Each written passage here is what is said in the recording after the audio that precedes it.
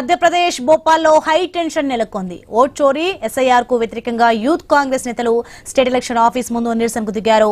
బారికేడ్లు election ఆఫీసులోకి దూసుకెళ్లేందుకు యత్నించారు. దీంతో రంగంలోకి దిగిన పోలీసులు నేతలను అడ్డుకున్నారు. అయినా వెనక్కి తగ్గకపోవడంతో పోలీసుల లాఠీ చార్జ్ చేశారు. నిరసనకారులపై వాటర్ కెనాలను ప్రయోగించారు.